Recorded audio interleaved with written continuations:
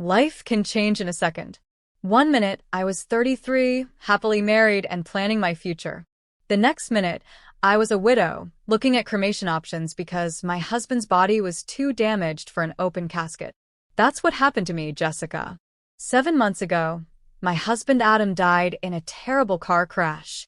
Since then, I've been drowning in sadness and trying to figure out how to live in this new, painful life. The first few weeks felt like a dream. I was busy with funeral plans, getting so many calls, and spending sleepless nights. If my parents hadn't taken over most of the funeral work, I don't know how I would have handled it. Jessica, honey, we've arranged everything with the funeral home, my mom said softly, more gently than I'd ever heard her speak. You just focus on yourself right now. A support group for people who lost their loved ones became my safe place. Every Friday evening, I sat in a circle with others who understood the deep pain in my chest. Some days are harder than others, I said in one meeting, my voice so quiet. Sometimes I wake up and forget he's gone just for a second. Rachel, who had lost her husband 3 years ago, gently held my hand. That's normal, sweetie. Grief comes in waves, she said kindly. As time went by, I had to deal with other things. Adam had made sure I'd be okay, financially. We had a house in the suburbs, an apartment in the city, and a good amount of money in the bank. I could have left my job at the marketing firm, but the thought of staying home all day alone scared me. So I chose to work part-time, just enough to keep myself busy. The biggest surprise was how my relationship with my parents changed. Growing up, I always felt like they cared more about my younger sister, Laura. They never missed her dance shows or school plays, while my good grades barely got a well done. But after Adam died, something between us changed. I offered to help my parents by sending them $3,000 every month. I didn't even think twice. Our weekly dinners at their house had become something I looked forward to. Mom would make her famous pot roast, Dad would pour some wine, and we'd talk about all kinds of things. For the first time in my life, I felt like they were really paying attention to me. Jessica, tell us more about that new project you're working on, Dad would ask, actually showing interest in my job for once. The marketing campaign is going well, I'd reply, enjoying the feeling of being seen. My boss thinks it might bring in a few new clients. But everything changed the night my sister Laura came over for dinner. She walked in, 8 months pregnant, and just like always, the whole room turned its attention to her. Laura had been living in a small apartment on the other side of town. I hadn't seen her since Adam's funeral. Laura, sweetie, sit here, Mom said, rushing to her side and gently moving me aside to make space for her favorite daughter. Do you need another pillow? Are your feet swollen? Just like that, I faded into the background again. It was like I became invisible. Their focus was all on Laura and her pregnancy. That old feeling of being ignored came back, and it hurt. I thought I had moved past it, but it returned so quickly. So, who's the father? I asked during dinner, trying to be part of the conversation. Have you told him about the baby? Laura's face changed. She looked annoyed. That's my business, she said sharply while pushing food around on her plate. I don't need to tell everyone about my personal life. Mom quickly defended her. Jessica, don't ask questions. Your sister doesn't owe anyone an explanation. I couldn't help but notice how different that was from how they treated me. When I was trying to get pregnant through fertility treatments, they always asked questions, gave advice I didn't ask for, and wanted constant updates. But with Laura, they respected her privacy, without a second thought. Later, during another dinner, I asked again, but how are you going to manage everything by yourself? Babies cost a lot. Laura waved her hand like it was nothing. That usual smug smile appeared on her face. Don't worry about me or my baby. We won't need anything from anyone, she said confidently. I've got it all under control. I should have paid more attention to that smile. I'd seen it too many times before. Laura was always starting something new, only for it to fall apart soon after. There was the smoothie business that lasted 3 weeks, the life coach training she never finished, and that time she lost 4 months' rent on a crypto investment. Trust me, she said, patting her baby bump with a look of confidence that should have warned me. This time, everything is going to go exactly how I planned. Dad looked at her like She'd just found the cure for a major disease. "That's my girl," he said proudly. "She always finds a way to land on her feet." I took another bite of pot roast, trying to swallow the all-too-familiar feeling of being second best. Some things just never change, I thought, as I watched my parents hang on to every word Laura said. The call from Laura came on a Friday morning. I was at my desk, looking over some marketing reports when my phone lit up with her name. I almost didn't answer it. Our talks were usually short and a bit awkward. But something made me pick up this time. "Jessica," she said in that overly sweet voice she only used when she wanted something, "I'm having my baby shower next weekend at Mom and Dad's. I'd really love it if you could come." I didn't expect that. The last real conversation we had was at Adam's funeral, and even then, she seemed distracted and uncomfortable. "Are you sure?" I asked, not able to hide how surprised I was. I could count on one hand the number of times Laura had ever invited me to anything. "Of course," she laughed, though it didn't sound natural. "You're my only sister. It wouldn't feel right without you. Plus, I have something special planned." Something in her voice made my stomach twist, but I pushed the feeling away. "I'll be there," I said, already thinking of gift ideas. Maybe this was her way of fixing things between us. The next Sunday, I showed up at my parents' house carrying two nicely wrapped gifts, a fancy baby monitor and a handmade baby blanket. Even though Laura and I didn't always get along, this was still my future niece or nephew. The house looked like it had been hit by a pastel storm. Pink and blue balloons were everywhere, streamers hung from every wall, and in the middle of the room stood a giant diaper cake, decorated like it belonged at a fancy party. Trust Laura to make this into a big event. Half the town seemed to be there. Aunt Carolyn was chatting with her daughters. Mom's bridge club friends had taken over the sofa, and Laura's old college roommates stood by the punch bowl, giggling over old stories. "Time for games," Laura called out, walking through the crowd in a beautiful maternity dress that probably cost more than I paid in rent. She looked amazing, but something about the way she smiled made me uneasy. Her eyes kept meeting mine from across the room, holding my gaze a little too long. We played all the usual baby shower games, guessing how big her belly was using string, picking a date for the baby's arrival, and the silly game with melted chocolate bars and diapers. I ended up winning the belly measuring game, and Laura didn't seem happy about it. Throughout the party, she kept glancing at me in a strange way, like she was waiting for something. After the gift opening started, she made a big show of reacting to every little baby item. Each onesie and gadget received more excitement than the last. Then she got to my gifts. She held up the blanket and gently touched the design with her fingers. After a moment, she tapped her glass for attention. The room went quiet. My heart suddenly started beating faster, and I didn't know why. The air felt thick, like something was about to happen. It was getting hard to breathe. "I want to thank everyone for coming today," Laura began, one hand resting on her big belly. "But there's something else I need to say. I think it's time everyone knows who the father of my baby is." My heart started beating faster. Laura looked straight at me, and in that moment, I already knew. Even before she said the words, I could feel it. But knowing didn't make it hurt any less. "The father," she said loudly, her voice filling the now silent room, "is Adam Chastain, Jessica's late husband." The world around me felt like it tilted.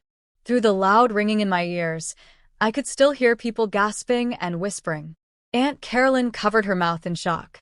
Laura's college friends huddled together, whispering quickly. But what hurt me the most was seeing the calm look on my parents' faces.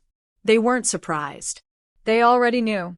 Before I could even begin to understand what was happening, Laura kept talking. Her voice was full of pride as she turned to face me. "Since this baby is Adam's only child, I have the right to half of everything he left behind. That means the house, the apartment, the money. My child deserves their father's inheritance." Everything started spinning. I grabbed the back of a chair to stop myself from falling. Then, my mom and dad stepped forward and stood on either side of Laura, like they were protecting her. "Jessica," Dad said, using his serious tone, "you need to do what's right. Your nephew deserves what belongs to him." Somehow, I found my voice, though it came out rough and dry. You're lying. All of you are lying. Adam would never do this. Laura's smile changed. It turned cold and mean. She pulled out her phone. Then how do you explain this? She held up the screen, and my whole world shattered again.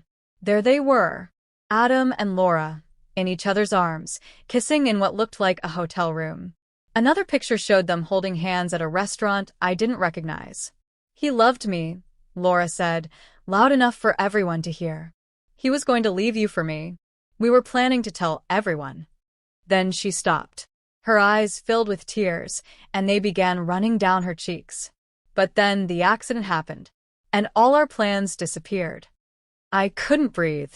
I couldn't think. My body moved on its own.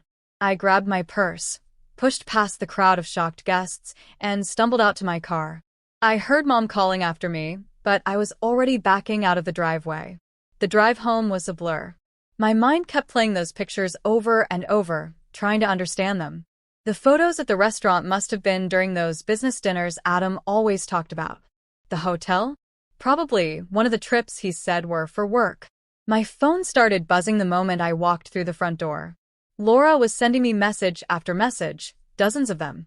They were screenshots of her chats with Adam. I don't love her anymore. I haven't for a long time. We'll tell everyone after the divorce. You're the only one I want. I can't wait to start our life together. One message after another popped up on my screen, and each one felt like a fresh cut to my heart. The dates on the messages showed their conversations went back for months. All this time, while I was going through painful fertility treatments, thinking I was the reason we couldn't have kids, my husband and my sister were planning a new life without me. That night, I couldn't sit still. I walked around my house, touching Adam's things, looking at the photos on the walls, wondering if any of it had been real. Had our whole life together been a lie? At 6 a.m. sharp, the phone rang again. It was my parents. I let it ring a few times before picking up. Jessica, you need to be reasonable about this, Dad said, not even bothering to say hello. The sooner you agree to give Laura her share of the inheritance, the easier this will be for everyone. His cold and confident voice made me angry. Easier for who? For Laura? For them? For all of us, Mom added. I realized they had me on speakerphone. You don't want this to get messy, dear. I barely got the words out. When did you know about them? There was silence. A pause that said more than words could. Finally, Mom spoke. We've known for a while. Adam told us about 7 months before the accident. Her words hit me like a punch. 7 months. They knew for 7 months. And during that time, they let me cry at Adam's funeral while they pretended to comfort me.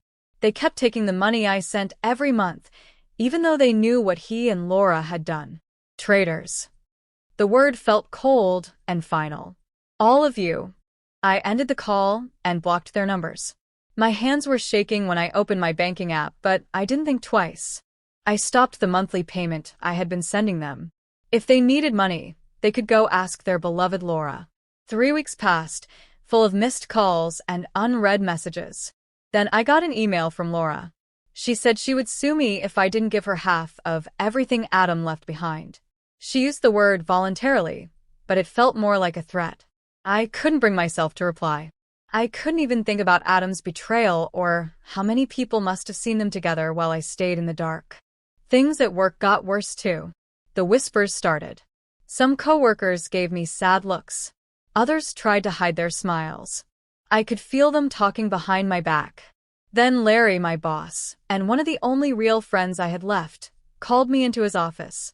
I broke down right in the middle of a client meeting. Larry, my boss, looked at me kindly and said, "Take some time off. Paid or unpaid. Whatever works for you. Your job will still be here when you're ready to come back." I nodded, feeling thankful, and packed up my things that same day. The next few weeks all felt the same. I barely left the house. I had my groceries delivered, didn't answer the door when it rang, and spent hours looking at old photos, trying to see what signs I had missed. Every happy memory now felt fake. Every moment from my marriage was ruined by the truth that Adam had been living a secret life with my own sister. Then I found out through Facebook, Laura had given birth to a baby boy. In the photo, she was smiling in her hospital bed. Our parents were standing beside her, looking proudly at their new grandson. The baby was wrapped in a cream-colored blanket I had made for her baby shower. It felt like a slap in the face. I closed the app quickly, but not before I saw the baby's name, Adam Jr. A week later, a thick envelope came in the mail. My hands shook as I opened it. I already knew what it was, a court notice.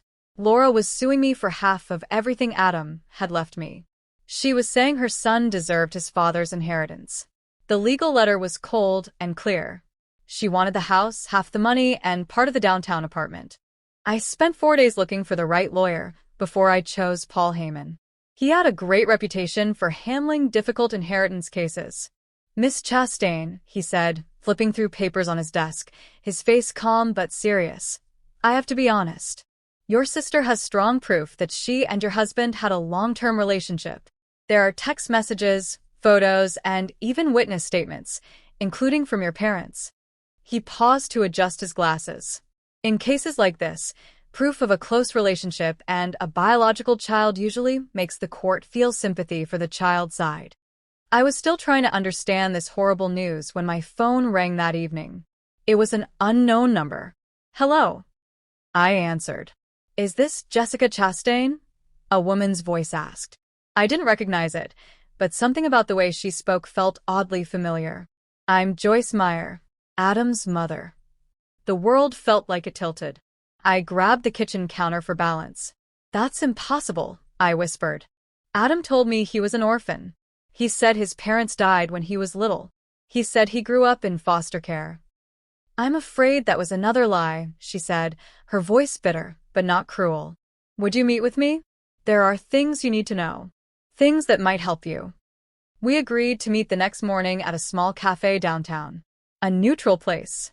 I got there early, my stomach full of nerves. I ordered a coffee and waited. I couldn't even drink my coffee. My hands were shaking so badly I almost dropped the cup when she walked in. The way she looked shocked me. Adam had her eyes, her smile, even the same graceful way of moving. She walked just like him. "I was at the funeral," she said after we sat down in a quiet booth, far from anyone who might hear us. I sat in the back row, wearing a black dress and veil. I couldn't bring myself to speak to you then. Adam and I hadn't talked in years. Suddenly, I remembered her. The quiet woman who left before the service ended. At the time, I was too deep in my grief to think much about her. But now, the memory was clear. The elegant woman in black standing away from the crowd, her face hidden behind a dark veil. "Why are you telling me all this now?" I asked, trying not to sound too doubtful. After everything I'd learned about Adam, it was hard to trust anyone who had been close to him. Joyce reached into her bag and pulled out a worn manila envelope. The edges were bent, like it had been carried around for a while. "Because I heard what your sister is trying to do," she said. "And because, even with everything that happened, I don't want another woman to suffer because of my son's lies." Her fingers were shaking as she slid the envelope across the table. I opened it slowly, my hands trembling too. Inside were medical records from Hartford General Hospital, dated 11 years ago, just a year before Adam and I got married. As I read the paper, I felt the blood drain from my face. Complete azoospermia. Permanently sterile. No chance of natural conception. The medical words hit me like punches. Adam had taken this test when he was 26. He was heartbroken after getting those results, Joyce said quietly. It was one of the last things we ever talked about before we stopped speaking. I couldn't say a word. All those years I had spent trying to get pregnant, going to doctor after doctor, taking hormone shots, crying, blaming myself. It had all been a cruel lie. Adam had known he couldn't have children, but he never told me. When the court day finally came, the room was full. Laura sat in the front row, gently holding baby Adam Jr. Our parents were right next to her, looking proud and protective. She was dressed like the perfect grieving woman. Simple black dress, barely any makeup, and a sad, practiced expression on her face. When she took the stand, she played the role well. Her eyes sparkled with tears as she talked about her deep love for Adam. "All I want is what's fair for my son," she said, her voice shaking. He deserves his father's legacy. My lawyer, Mr. Heyman, stayed calm and waited until she was done with her performance. He began speaking. Your Honor, I'd like to show proof that Miss Ramsey's whole claim is false. He walked up to the judge and handed over the hospital records. The judge looked through the papers, her face showing no emotion. Laura's lawyer quickly stood up, arguing about where the documents came from and if they were real. Laura's calm face finally cracked. Those papers are fake, she yelled, holding the baby tightly. She made them up to steal my baby's inheritance. But Mr. Heyman stayed calm. Your Honor, he said, these records show that Mr. Chastain was not able to have children. So, we are asking for a DNA test to prove who the real father is. Laura smiled like she had won. That's not possible, she said. Adam was an orphan, and his body was cremated. There's no one to test. Actually, Mr. Heyman replied, turning toward the crowd, I'd like to introduce Joyce Meyer, Adam Chastain's biological mother. Joyce stood up, and a wave of surprise filled the courtroom. Even from my seat, I could see Laura's face turn pale. I'm willing to take a DNA test, Joyce said clearly, to find out if this baby is really my grandson. The judge nodded. A DNA test is ordered. We'll meet again once the results are in. Laura looked like she was about to faint. Her skin was pale, and she swayed in her seat. Our mother rushed to hold her up, giving me a hateful look. But for the first time since this nightmare began, I felt a small bit of hope. The courtroom was quiet as the judge opened the envelope with the DNA test results. Laura sat stiffly in her chair, the baby sleeping peacefully in her arms, unaware of everything going on. The results clearly show, the judge said in a steady voice, that there is no genetic connection between the child and Mrs. Joyce Meyer. That means Adam Chastain is not the father of this child. The whole room gasped. Laura's face fell, and she started crying. Her mascara ran down her face. Miss Ramsey, the judge said, her voice now strict, do you want to explain why you lied to this court? Laura hugged the baby tightly. Her voice was weak. I was seeing more than one man at the time. When Adam died and was cremated, I thought no one would ever find out. He had money, and I needed it. So, you tried to cheat your own sister? The judge asked sharply. You even used your parents to help with this lie. I just wanted my baby to have a good life, Laura whispered. But this time, her act didn't work. Even our parents looked shocked, finally understanding just how far she had gone. The judge gave her ruling right away. This court rules in favor of the defendant, Jessica Chastain. All of Laura Ramsey's claims to the estate are dismissed permanently. Miss Ramsey, you're lucky Mrs. Chastain hasn't taken legal action for attempted fraud. Outside the courthouse, my parents walked up to me. Mom was crying, and Dad looked older than I had ever seen him. I had never seen Dad look so old. Jessica, sweetheart, Mom said, reaching for my hand. We didn't know Laura was lying. We want to make things right. We've been having a hard time since you stopped sending the monthly money. I held up my hand to stop her. Don't. Just don't. Then I took out my phone, blocked their numbers right there in front of them, and walked away without looking back. Joyce was waiting by my car. Are you okay? She asked gently. To my surprise, I laughed. You know what? I think I am. Or I will be. I took a deep breath. I've been thinking about that downtown apartment Adam left me. I never really liked it. Too many memories. But maybe you'd like it. Her eyes widened. Jessica, no. I couldn't. Please, I said firmly. You gave me my life back with those medical records. Let me give you something in return. A week later, I handed her the keys. She started crying and hugged me tightly. I never thought I'd have a daughter, she whispered. That was 4 months ago. My old family still tries to contact me through distant relatives and mutual friends. But I've cut those ties, too. Laura even sent a letter saying she was sorry, that she had changed and needed help with the baby. I threw it away without opening it. Instead, I now have weekly dinners with Joyce. We're slowly getting to know each other, sharing stories about Adam, the good and the bad. She's helping me understand that, Even though Adam wasn't the man I believed he was, that doesn't erase all the happy moments we shared. Yesterday, I finally packed up the last of Adam's things. Joyce helped me donate some of it to charity and put the rest in storage. While we worked, she told me stories about Adam as a little boy before all the lies began. Somehow it helped. It made it easier to believe that a good part of him once existed. I'm not ready to date again yet, but I've started living my life. I've gone back to work full-time, joined a hiking club, and I'm even planning my first solo vacation. Sometimes, when I look in the mirror, I barely recognize the woman staring back at me. Life has a funny way of surprising you. I lost the family I was born into, but I found a new one I never expected. It's not the life I planned, but maybe it's the life I was meant to have all along.